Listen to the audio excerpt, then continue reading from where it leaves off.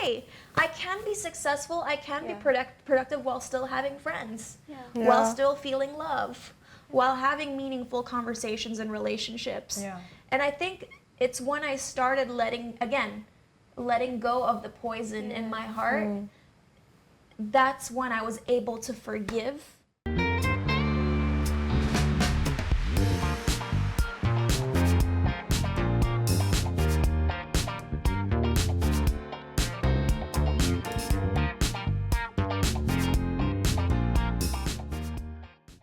Please subscribe and turn on your notifications to stay tuned to the latest updates at the Powder Room Talk. You know, we want to unpack like forgiveness and setting up boundaries. I first and foremost, Cinta, I just really want to say I feel very proud of you that you are using your influence and you have a voice, and I love like how on social media. And I noticed the growth also in you, even the past years, and how you shared and the messages and the interviews that you do. There is that change because there's something happened on the inside of you, and your conversation starts evolving. And I love that you now you try to shift the conversations to encourage Indonesian women to speak up about all those issues that you said, like human rights, abuse, bullying, and I noticed that you started to separate Instagram accounts. Yeah, I would like to learn more about that. Like, it's one is a surat dari cinta, Yeah. and then Puella.official, but the company is actually Puella ID. Okay. So Surat dari Cinta is a branch actually of the path that I'm trying to move towards. So Surat dari Cinta is essentially going to be a book.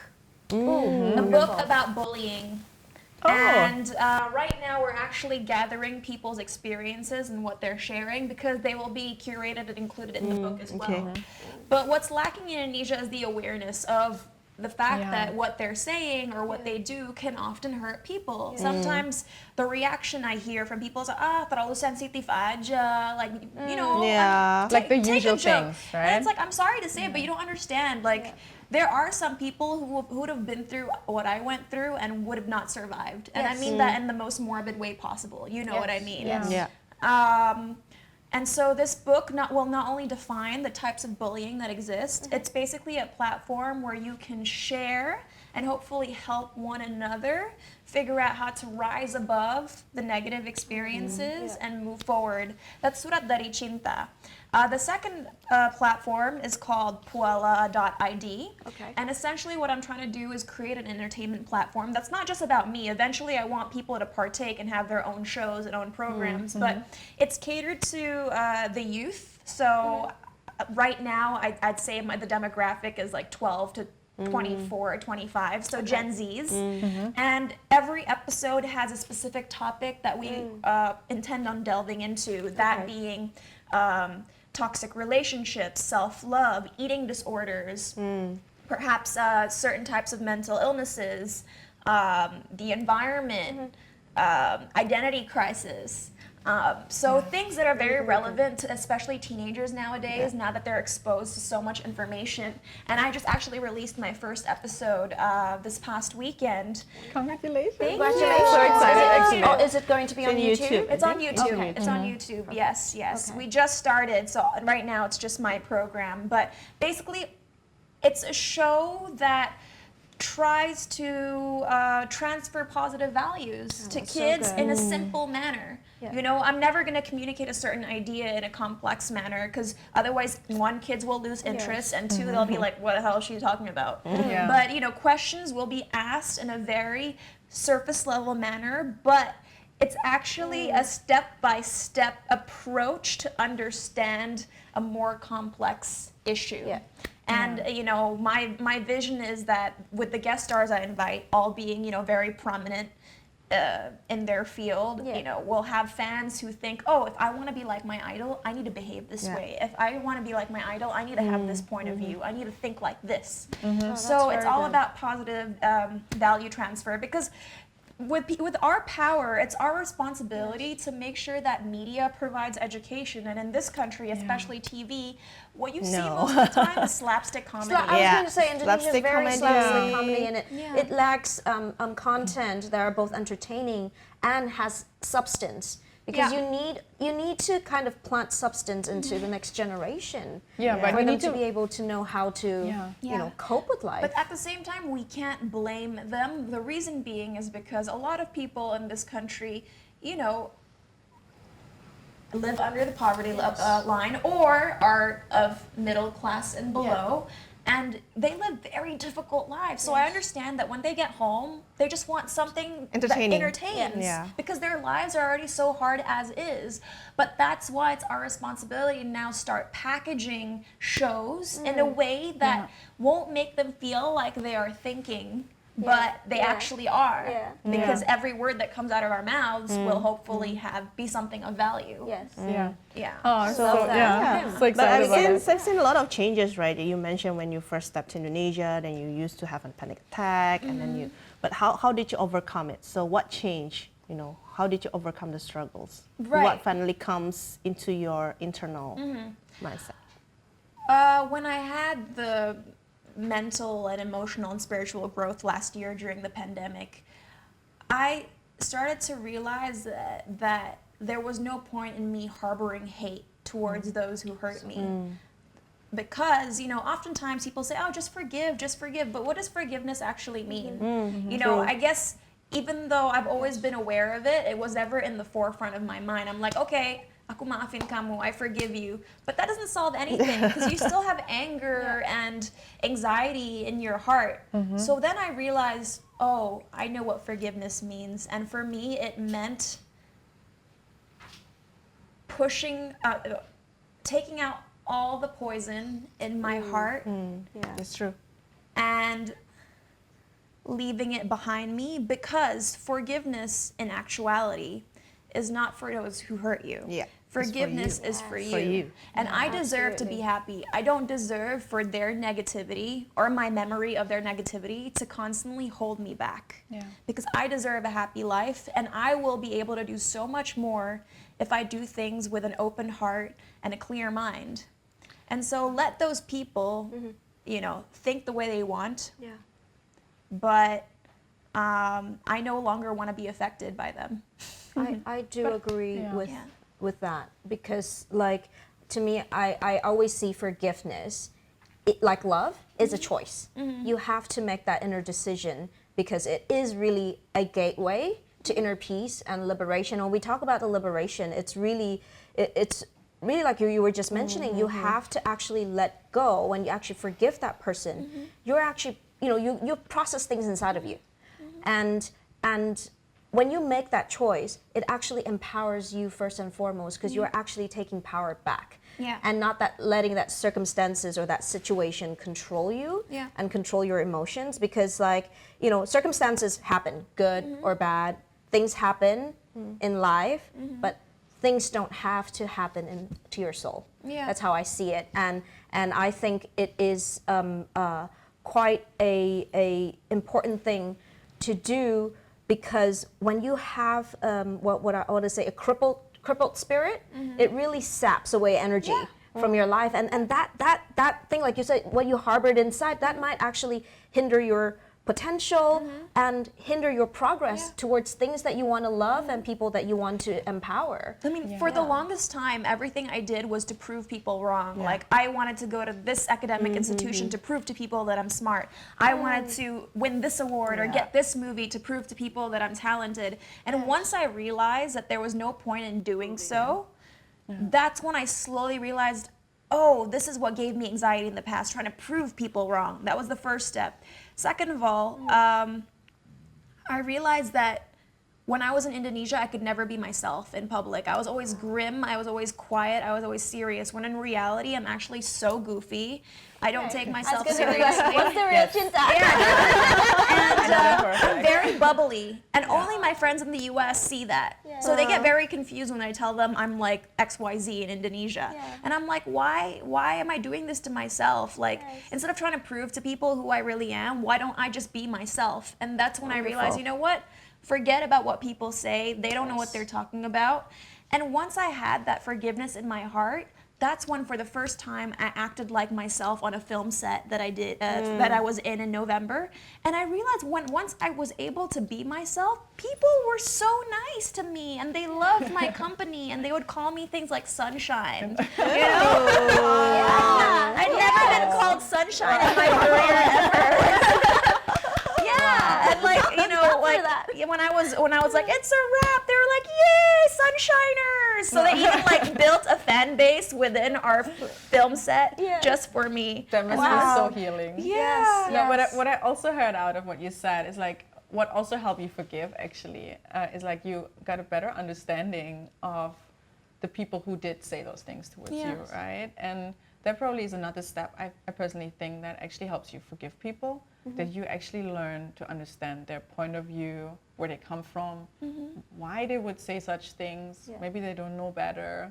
Maybe that's just the culture and they were brought up that way. And just being able to understand those things, mature, and actually not see from the point of view of the victim, but actually of the, like you take yourself out of the equation and you see from both sides, and you can take an objective stand and see like, oh, that's why. And I can see how that helped you let go of that poison, you know, that you had inside yourself. Yeah, and then when I met you in December, I could feel like, you know, like you were so much lighter, like as if you're ready now. I could breathe. Like, and the goal that you had for your life and the purpose and the calling, it's like, now I'm ready. Yeah, you can like, come and I'm not surprised that now this YouTube channel of yours, or 2 YouTube channels, you know, I mean, a new the YouTube, book and the YouTube channel, a new Instagram, like all these things, they start to materializing because you're ready. You let go of all the things that had held you back, that weighed down on your shoulders, and I felt like before you wanted to serve the people that you feel called to, you wanted to serve women in Indonesia. But while you're still holding on to a grudge that includes them, how can you serve the people that you still hold a grudge against? And the moment you let go of that, I felt like, wow, you know, now Cinta's ready. And now seeing what you're doing, I'm just super happy. Seriously, I'm so happy to see it. I'm so proud of you. And I'm so excited to see what's going to come out of this. And I'm so sure you're going to have a great impact into the generation after us. You know, the generation that's going to be Indonesia, the generation of women that are going to have children again, who are going to teach their children hopefully better than the generation before them because they didn't know better. And I'm really glad you do that. Thank you so much for doing that. Yeah. Okay, so I like what Cinta was saying about poison, you know, because I remember I always hold into this principle in my life that if you don't forgive someone, it's like you're drinking a poison and you're wishing other people to die. You know, while at the end you are the one who is dying inside, right? And you said yourself that it was so liberating when you realized that the forgiveness gives to you that kind of liberation, that kind of understanding in a way like, oh, now I'm free, you know, I'm letting go what is holding me back, what is the grudges that is holding me back. So at the end you can liberate. But it's funny as well for me, I kind of like a forgetful person, so I'm not easily holding grudges. Probably I hurt people more than people hurt me. Probably I hurt people more than people hurt me. But it's true, you know. Bubos galak. Yeah, bubos galak. There's so many people that actually came to me and said, you know, I felt, you know, hurt, I was like, oh, okay, I'm so sorry, I didn't realize that. But what came into my realization last year is the same, because it's pandemic probably, and we did contemplate a lot during the pandemic. Go inside, meditate, you know, pray. For me, it's more difficult for myself to forgive my own mistake. I think that was more difficult. So it took me years to realize that I haven't really actually forgive myself for the mistake that I did. So because probably like 8 years back, I made a mistake that it hurts a lot of people that I love, you know, I made a decision that was wrong. And I kept blaming myself. And it came with shame, It came with guilt. You know, shame and guilt brings you down so much in a way in life. You know, and it maybe I was successful in my career, everything was good, but because it related to love life for sure. But along that years, it made me realize and made me feel like I don't deserve the best because I made that kind of mistake. You know, and I always feel like if something good happened to me, I said, it's not for me. I don't deserve it. You know. So you doubt that? I doubt that it was true. It's true. too good to be true, Okay. and the shame, the guilt, you know, is always there. It's like, oh, I made this mistake last time. Then how could I did that? You know, why? And it kept coming back years after years, years after years. Only until last year that, you know, it was when I was praying and I realized that something is inside me is telling me that you need to forgive yourself. If you never forgive yourself, you can never move on in your life. And it was so hard. Forgiving yourself is much harder than forgiving other people because you know you shouldn't do that, but you did. Yeah. And when you did that, you felt like, why? I failed myself, I failed my family, I failed the people that I love, I failed God, you know, that kind of feeling. Yeah. But last year when I decided that, okay, I'm gonna forgive myself, I'm just gonna let it go. Letting go is a process, right? Let go is a process. Yeah. Only then when I started to forgive myself, doesn't mean that I forget. You know, it's still there. And you still live with the I consequences. still live with the right? consequences. Yeah. You know, I can never turn back time. It happened. The consequences were there. I bear the consequences for 8 years. Consequences was there. But I'm able to move on and say, okay, I did that. And I admit that I did that. It was a mistake. Yes, I tried to apologize to people that I hurt, even if they didn't accept it. What can I do? You know, but I did try to apologize. And I have to move on. It's so liberating in the end. Yeah. And So it's Yeah, like but it's- giving meaning to your pain, and it's giving meaning to my pain. It teach me to, Regina, that there are things that you can't control. Whatever in the past is in the past. Yeah. I can't turn back time. I can't do anything. I wish people that I hurt would understand, but even if they couldn't, you know, I can't blame them. But it's the hardest to actually, I mean, we are the hardest on ourselves usually, right? And I feel personally for me, it's also much harder to forgive myself for mistakes than I would, you know, that I would forgive others because I'm such a perfectionist. I remember years ago, I think it's like 12 years ago, I was doing an internship here in Jakarta. It was my first time working here. And I made a research mistake that we based part of a survey on that went Indonesia-wide. And I made a research mistake, and in the end, like a quarter of the whole survey was like useless. It cost the company so much money. I was so, I felt like such a failure. And I remember I was like blaming myself. I felt, I couldn't forget. It was like the guilt. guilt, shame. Failed my own standards because I always I was really proud in. I always give excellent work. Whatever I would do an excellent job, and there I failed completely. And it took me forever to forgive myself. And I realized it paralyzed me for a very long time that I felt I was not good enough to work in a certain field, or I was just, you know, when you feel like I've made such a big mistake. Yeah, I don't deserve working on that level again or being trusted with so much. Maybe I should just do something else because obviously I can't even do a good job, you know? And I think if it was someone else, I think I would have said, yeah, this person deserves another chance. But on myself, I was so much harsher. And it took me a very long time to forgive that and to actually move on from that and say like, oh no, actually, you know, after you make mistakes, you get up and you learn from it. Sometimes, unfortunately, other people have to pay for it, and it's the consequences, right? And we live with that for a while. But yeah, it's important to forgive myself in order to be able to move on in life and be able to work even, you know, and make a living. And yeah. I think I like that, you know, what we're touching on here, because it actually goes both ways, right? How I'm seeing it, it's like you have to first forgive your, you know, in the circumstances, because when a mistake happens, it's always us versus the surroundings or another person, whatever the circumstances is. And I think how we forgive ourselves is important, but it's also important how we also forgive others. The example that you give in the company, like if I was the boss, right, and I feel like I had to forgive you for the mistake, you know, this intern had made and cost us time and all sorts of things and given me a lot of problem. If I don't let that go, I could easily use you as a crutch, you know, for my lack of performance in the company. And I can play like victim mindset. And this is on a corporate setting, but actually on like a day-to-day personal setting too. I feel like when we don't forgive somebody, we tend to use that mistake that we hold on to and not let go.